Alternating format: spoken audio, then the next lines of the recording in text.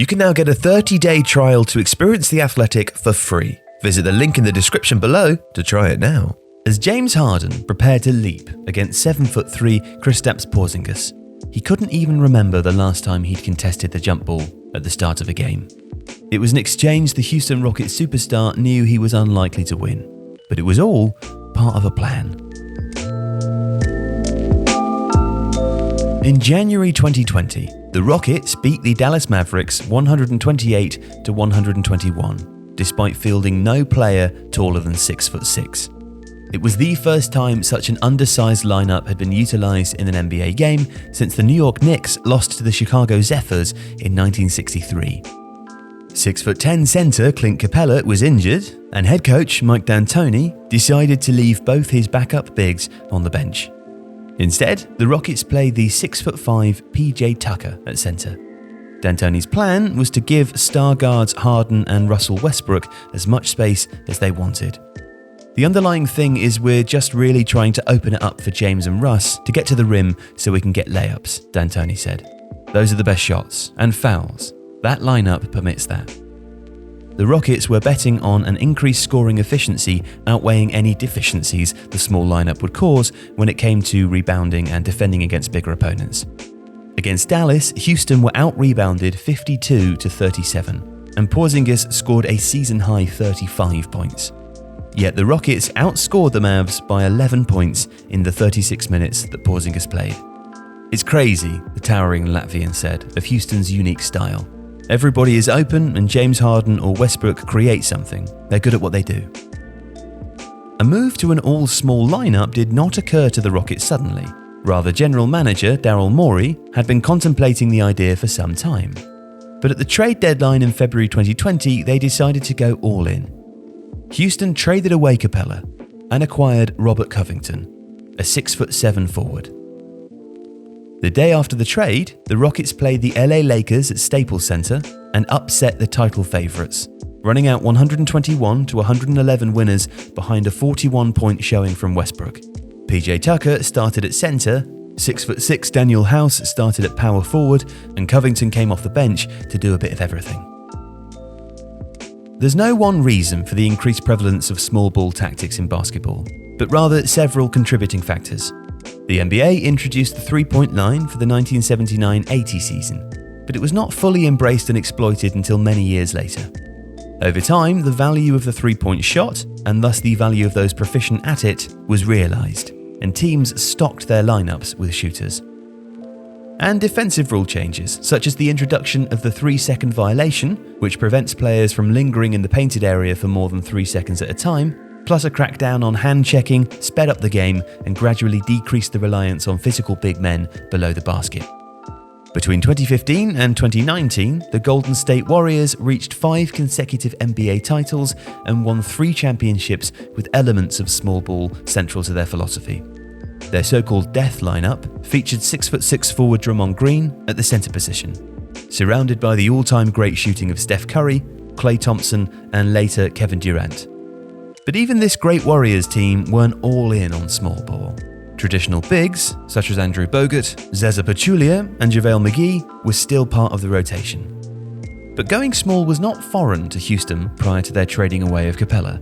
Tucker had spent spells at the center position in the past, as had the 6'6" Chuck Hayes. What was unique post the 2020 trade deadline, however, was that the Rockets decided to go exclusively small. With Tucker or Covington at center, what the Rockets lost in Capella's ability to rise above the rim and finish lob passes, they gained in reliable three-point shooting.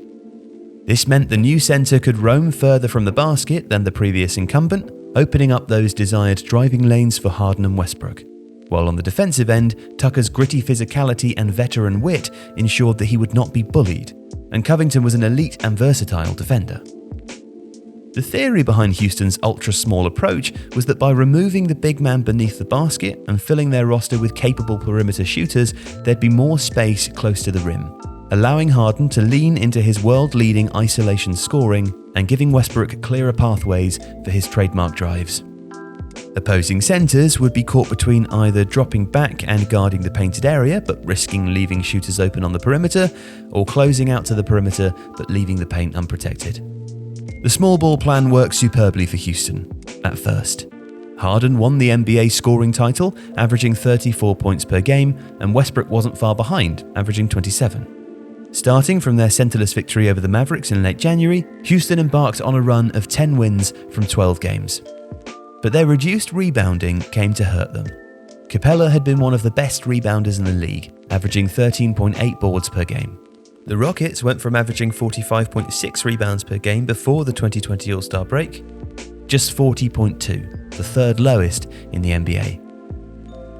And the team hadn't been quite the sharpshooters that they'd hoped either. Although they shot a league-leading volume of threes, they were successful with those shots at a below-average rate. And their proficiency from range plummeted in fourth quarters to the second worst in the league, an unlikely recipe for success under the pressure conditions of postseason play. Their results began to level off, and they finished the regular season with a 10-8 run after February's All-Star break, clinching the fourth seed in the Western Conference. Houston scraped past the fifth seed Oklahoma City Thunder in the first round of the playoffs, edging the best-of-7 series by 4 games to 3. And then they came fully unstuck against the Los Angeles Lakers, the eventual champions. The Rockets made more three-pointers than the Lakers across the series, but they did so at a less efficient rate than their opponents, knocking down 36.8% of their efforts from beyond the arc to LA's 37.7%.